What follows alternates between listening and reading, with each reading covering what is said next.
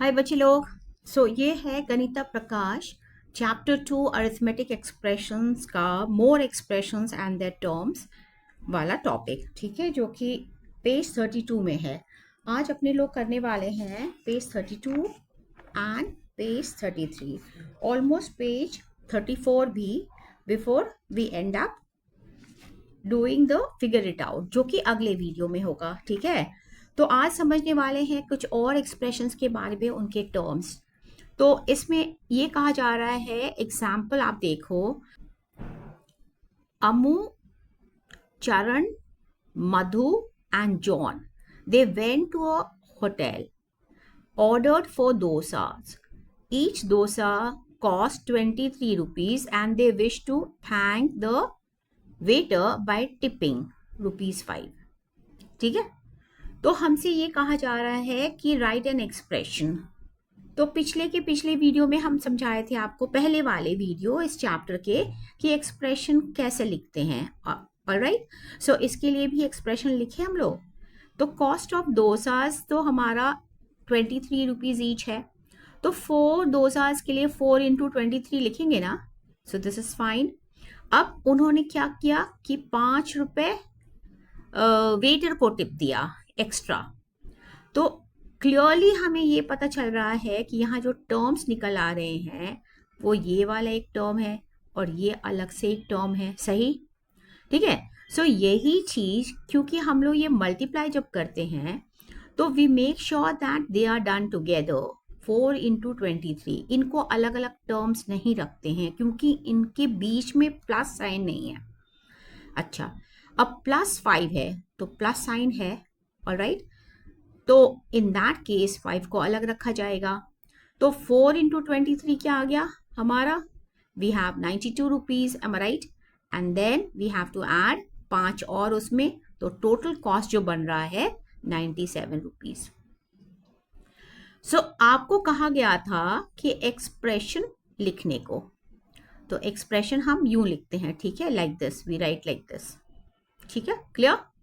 अच्छा, सो इसमें क्या है, something that you have to note, कि इसमें they haven't put circles around the terms. जब हम सम ऑफ टर्म्स दिखाते हैं then we show in this manner, like this this all that, alright. So let's go and see what else they are asking us to do. So if the total number of friends goes up to 7 and the tip remains the same, tip 5 के 5 ही रुपए रहेंगे, ठीक है। तो how much will they have to pay? तो इसके लिए हमें एक्सप्रेशन लिखना है, we have to write an expression. So this is very easy. तो एक्सप्रेशन लिखना तो आपको आ गया है, right. Hence we write the expression as this, okay. So आप लिखोगे 7 into 23, ऑलराइट। तो ये तो हो गया डोसा के कॉस्ट फॉर 7 पीपल। उसके बाद you have to put 5 rupees as tip. So this is your expression. अब ये कह रहा है कि write an expression for this situation and identify the terms.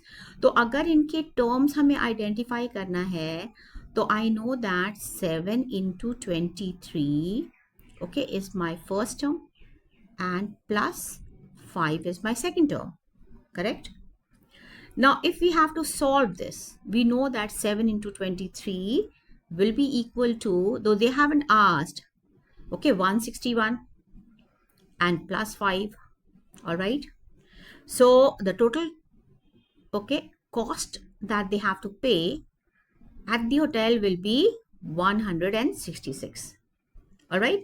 Chalo, now let's go and check out the next one. So in this we have, children in a class are playing fire in the mountain, run run run. Whenever the teacher calls out a number, students are supposed to arrange themselves in groups, okay, of that number, whosoever, ठीक है, whoever is not part of the announced group size is out, ठीक है। तो अब यहाँ पे देख लो, Ruby wanted to be to rest, तो she sat one side and the other 33 students, मतलब टोटल कितने स्टूडेंट्स है? 33 स्टूडेंट्स है, were playing the game in the class. अब 33 स्टूडेंट्स मेरा टोटल हो गया. The teacher called out 5. तो सबसे पहले टीचर कौन से नंबर बुलाई? 5. Am I right? आप यहाँ देखो तो ये सारे 5 है, राइट? 1 2 3 4 5 5 5 5 5. ठीक है, तो कितने ग्रुप्स बने? 6 बने, और हर ग्रुप में कितने हैं? 5 है. ऑलराइट. अच्छा, तो हमारा ये दिख रहा है कि 6 into 5 is 30. Am I right? लेकिन टोटल कितना है? स्टूडेंट्स कितने हैं? 33 है. यानी हम क्या कह सकते हैं कि हाउ मनी वेंट आउट? तो this is the thing. Okay, the sum of the terms that we are showing, और जो मेरा एक्सप्रेशन बन रहा है, that will be 6 into 5 plus 3. All right, so this is how we do. When we calculate this, we get definitely 33. So इसको भी गोल करेंगे, इसको भी गोल करेंगे, और ये हमारा आ गया. ठीक है, इस तरह से दिखाना है. All right, एकदम क्लियर? तो अब यहाँ पे Ruby wrote 6 into 5 plus 3 understood as 3 more than 6 into 5. Ruby wrote 6 into 5 plus 3. तो सही लिखी उसने. अच्छा, think and discuss why she wrote this. तो डिस्कस करना है तो आप देख लो, क्योंकि टोटल नंबर ऑफ स्टूडेंट्स जो थे वो 33 थे. अब हमको क्या करना है कि अब हमको पता लगाना है कि उसने क्या करा होगा. तो वो 33 को डिवाइड करी होगी. ठीक है, किससे डिवाइड करी होगी? क्योंकि 6 ओके ग्रुप्स बने थे. ऑलराइट, तो अब यहाँ पे उसको कितने मिले? यहाँ 5 हुआ तो 30 हो गया. तो 3 जो एक्स्ट्रा हुआ वो उसने यहाँ डाला. ऑलराइट, और 6 into 5, तो 6 ग्रुप में 5 ईच थे. So this is an explanation. Okay, so the expression written as a sum of terms is this, जो कि I have given on the top. Clear? So this is what we do. So we have done it over here, and now let's go ahead to see what more is there. अच्छा, for each of the cases below, write the expression and identify its terms. अब यहाँ कर रहा है कि if अगर teacher 4 बोली होती तो हमें पता है कि टोटल नंबर ऑफ स्टूडेंट्स कितने हैं? 33 हैं, और 4 से अगर हम डिवाइड करते हैं तो हमारा कितना आएगा? ठीक है, यहाँ 8 आएगा ना, तो यहाँ 32 हो गया, बच गया सिर्फ 1. तो इसका एक्सप्रेशन क्या बनेगा? आप पहले बताओ. यहाँ हमें लिखना है, यहाँ पे तो हम लिखेंगे 8 into 4 plus 1. एकदम सही. 8 into 4 32 होता है, और फिर प्लस 1 कर देंगे. एकदम क्लियर? अब right the expressions. Okay, for this also if the teacher had called out 7, अगर वो 7 करी होती तो 33 डिवाइड बाई 7, तो हमारा 33 में ये 28 यानी 4 बार होता है, तो यहाँ बच गया 5. क्लियर? तो हम लिखते 4 into 7 और फिर प्लस होता 5. एकदम clear? Right expressions like the above for your own class. अब आपके क्लास में, ठीक है, कितने बच्चे हैं? सपोजिंग आपके क्लास में अगर 25 होंगे, तो इन दैट केस 25 अगर है और 4 कॉल आउट कर रही है टीचर, तो आप क्या करोगे? How would you do that? So आप 4 से डिवाइड करोगे 25 को ना. सो इन दैट केस 4 से डिवाइड करोगे, सो आपका कितना बार आएगा? 6 टाइम्स एंड 1. सो उसका एक्सप्रेशन क्या बनेगा? 4 into 6 plus 1. एक तो ये हो गया. अच्छा, अगर वो 7 कॉल आउट करी तो क्या होगा? तो हमें पता है कि अगर हमें 7 से करना है, ठीक है, तो 7 से अगर हमको करना है तो हम क्या करेंगे? 7 से डिवाइड करेंगे हम, तो ये तो 3 बार ही जाएगा, तो 21 हो गया, और यहाँ आ गया 4। सो इन दैट केस हमें पता है कि हम ओके यहाँ 3 लिखेंगे, 3 मल्टीप्लाइड बाई 7 और plus 4. Example 9 says that Raghu bought 100 kg of rice from the wholesale market and packed them into 2 kg packets. तो 100 किलो तो उसने चावल खरीदे, एक बोरे, और 2-2 kg के पैकेट ओके उसने बनाए. सो ही ऑलरेडी हैड 4, और पहले से उसके पास कितने थे? 4. ही हैड 4 पैकेट्स पहले से, और 2 पैकेट्स ऑफ राइस उसने बनाए होंगे 100 kg से, तो 100 को डिवाइड करा होगा ना 2 से. So in that case either we write this, या फिर हम इस तरह से लिखते हैं 100 डिवाइडेड बाई 2. तो इसका जो हम एक्सप्रेशन लिखेंगे, क्योंकि 4 ऑलरेडी उसके पास है, तो आप क्या कर सकते हो, तो आप इस तरह से भी लिख सकते हो, राइट. तो आप बाद में भी 4 लिख सकते हो, तो जैसे कि 100 डिवाइडेड बाई 2, ये एक्सप्रेशन बन गया, जिसमें ये 4 भी ऐड करना होगा, जिसपे हमारा ये वाला चीज है, एक टर्म हो गया और ये अलग टर्म हो गया. राइट. सो यहाँ बोला गया है आइडेंटिफाई द टर्म्स, तो हमने आइडेंटिफाई करा. तो यहाँ पे जैसे कि यहाँ दिया हुआ है ये 4 और 100 divided by 2. So either of the two आप कर सकते हो. Example 10. So what does it have to say? Let's see it. Example 10 में कानन करके एक बच्चा है, तो ही हैज टू पे 432 rupees to a shopkeeper using coins of rupees 1, rupees 5 and notes of rupees 10, 20, 50 and rupees 100. How can he do it? तो 432 rupees देने हैं और उसके पास इतने सारे नोट्स है.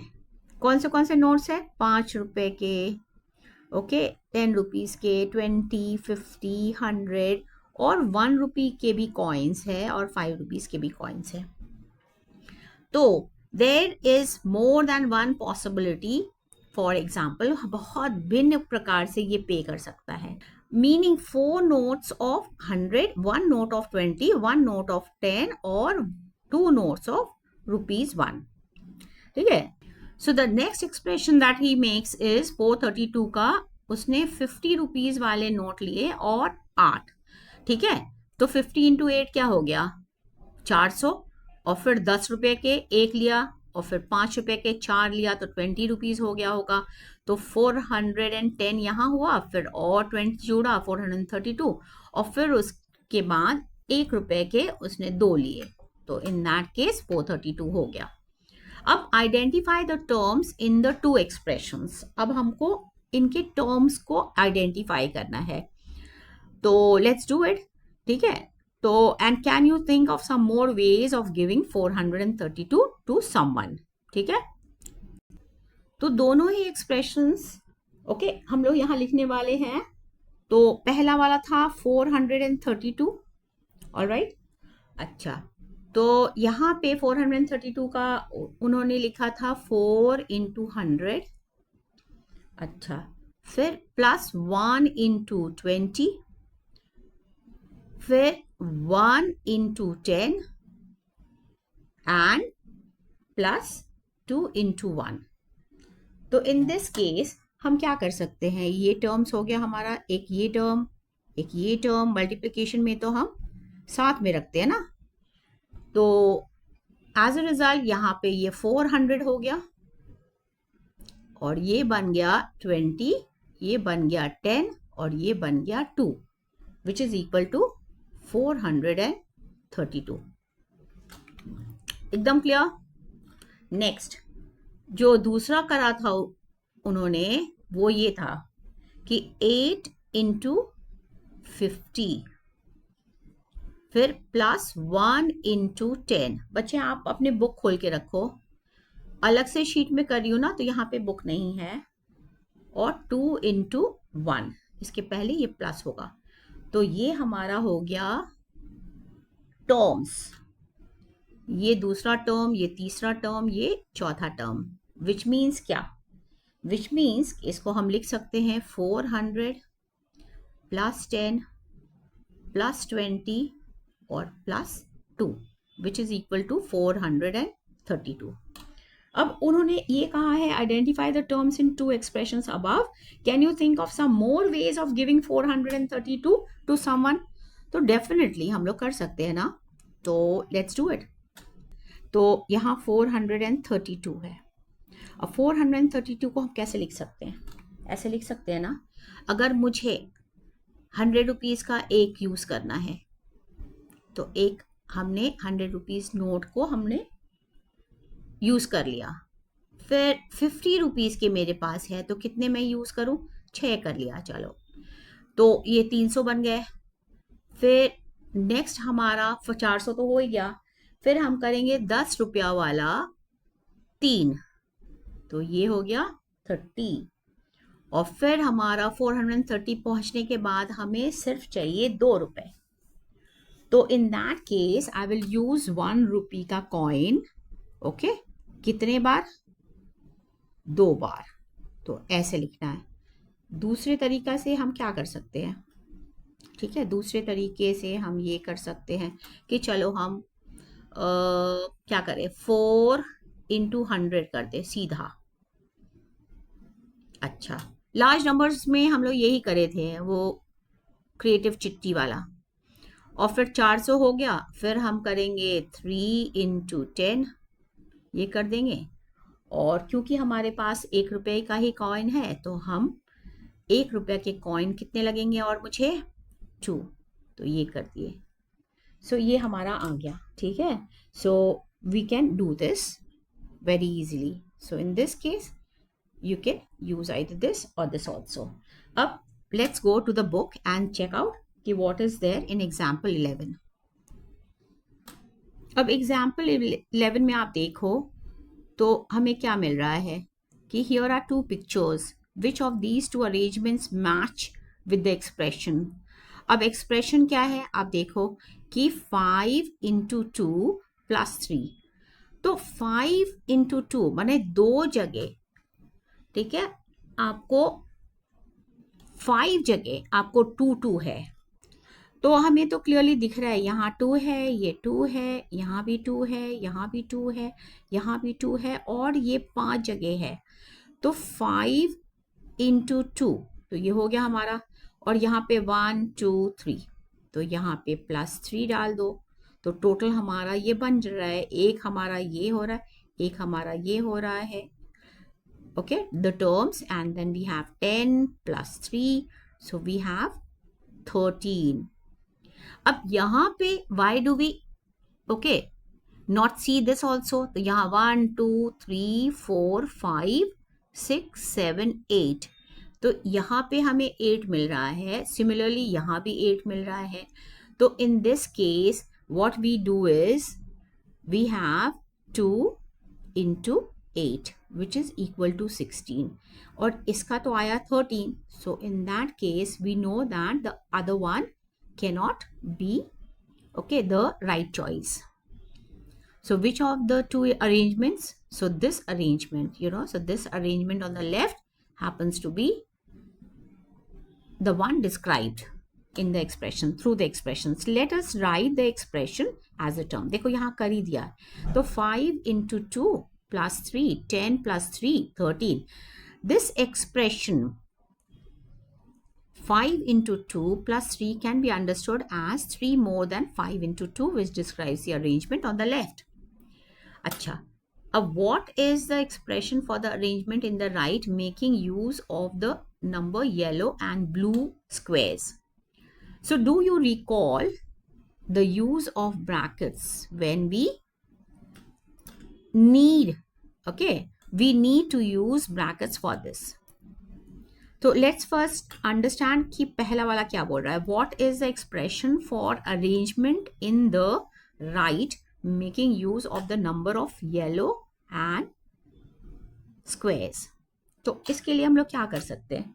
So in this case we can write, जैसे हमने एक ऑलरेडी करके रखा हुआ है, तो यहाँ पे हमें क्या मिल रहा है, we have got 8 का 2 group, so this is how we right.